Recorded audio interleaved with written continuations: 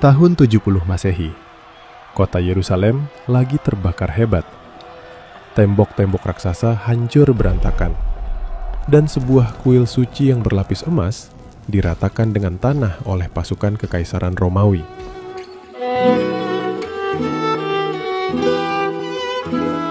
Di tengah debu dan bau darah itu, ada ribuan orang yang diseret pakai rantai.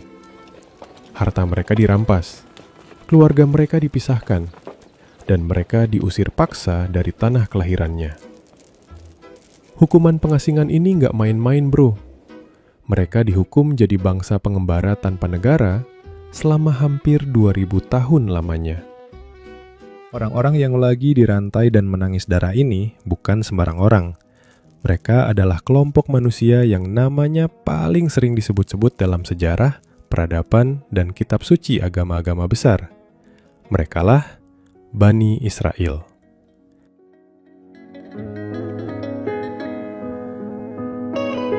Kalau gue sebut nama Bani Israel hari ini, jujur aja, apa yang langsung terlintas di kepala lo? Berita perang di TV, konflik Timur Tengah, atau perdebatan agama yang gak ada habisnya? Tapi, pernah gak sih lo benar-benar mikir, siapa sebenarnya mereka ini? Kenapa ada satu bangsa yang di satu sisi disebut sebagai bangsa pilihan yang melahirkan nabi-nabi dan raja besar? Tapi di sisi lain, sejarah mereka bagaikan sejarah kutukan, dengan pembantaian dan tragedi-tragedi paling brutal yang pernah dialami umat manusia terjadi pada Bani Israel. Hari ini gue mau ngajak lo mundur jauh ke belakang. Kita bakal bongkar bareng-bareng, dari mana sebenarnya Bani Israel ini berasal? Gimana ceritanya mereka bisa berjaya, sampai akhirnya mereka terbuang, dan memicu rentetan peristiwa yang mengubah tatanan dunia sampai detik ini.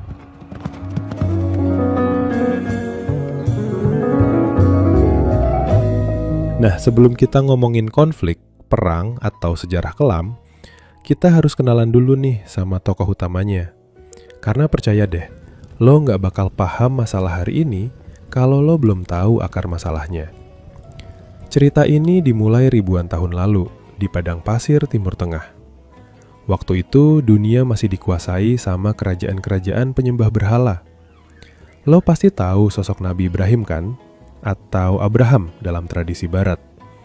Beliau ini diyakini sebagai bapak dari agama-agama Samawi, yaitu Islam, Kristen, dan Yahudi. Singkat cerita, Ibrahim punya anak bernama Ishak atau Aisak. Ishak punya anak bernama Yakub atau Jacob. Nah, Yakub inilah yang jadi kunci dari semua cerita kita hari ini. Suatu malam, menurut sejarah dan tradisi, Yakub mendapatkan gelar atau nama baru. Nama itu adalah Israel. Ada yang bilang artinya hamba Allah. Ada juga tradisi yang mengartikannya orang yang bergulat atau berjuang bersama Tuhan. Yakub alias Israel ini punya 12 anak laki-laki.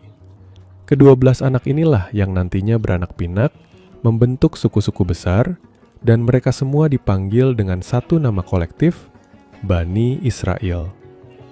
Secara harfiah artinya sesimpel anak-anak keturunan si Israel atau Yakub. Jadi pada awalnya, Bani Israel ini bukan nama agama, bukan nama negara. Mereka cuma satu keluarga besar, satu marga yang hidup nomaden, pindah-pindah bawa tenda dan gembala kambing. Tapi, keluarga yang kelihatannya biasa-biasa aja ini ternyata punya takdir yang bakal memutarbalikkan sejarah peradaban manusia. Terus, gimana ceritanya keluarga nomaden ini bisa jadi bangsa besar? Disinilah plot twist pertama terjadi. Salah satu dari 12 anak Yakub yang bernama Yusuf, yang lo inget kisah beliau pernah dibuang abang-abangnya ke dalam sumur, saat usianya 17 tahun alias Sweet 17, dia dijual ke Mesir oleh saudara-saudaranya itu. Namun, pada usia 30 tahun, Yusuf malah jadi seorang petinggi atau disebut menteri di Mesir bersama Firaun. Gara-gara dia mampu menafsirkan mimpi Firaun. Kemudian terjadilah krisis pangan luar biasa yang melanda Timur Tengah, termasuk tanah Kanaan selama 7 tahun. Yakub, bapaknya Nabi Yusuf dan seluruh anak cucunya, yang kita sebut dengan Bani Israel, akhirnya pindah ke Mesir. Kedatangan Bani Israel ke Mesir itu terjadi saat Yusuf berusia 39 tahun. Awalnya mereka hidup enak di sana. Tapi fast forward ratusan tahun kemudian, generasi berganti, Fir'aun yang berkuasa juga silih berganti. Nah, Fir'aun yang baru naik tahta ini melihat Bani Israel yang beranak pinak dan mikir, wah, ini pendatang kok makin banyak ya?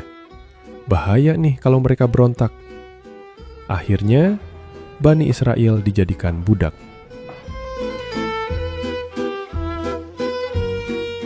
Selama ratusan tahun, identitas mereka hancur. Mereka cuma jadi mesin pekerja pembuat piramida dan bangunan Mesir kuno. Mereka disiksa, bayi-bayi laki-laki mereka dibunuh, mereka ada di titik nadir dan kehilangan harapan. Sampai akhirnya muncullah momen pemicu yang mengubah alur ceritanya. Kelahiran seorang bayi bernama Musa atau Moses dari Bani Israel. Musa, yang lucunya malah dibesarkan di istana Fir'aun, akhirnya sadar akan asal-usul nenek moyangnya. Dia dikasih misi luar biasa dari Tuhan. Bawa bangsa lo, Bani Israel, keluar dari Mesir.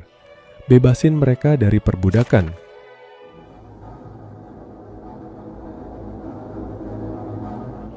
Lo pasti tahu adegan paling ikonik di sejarah ini.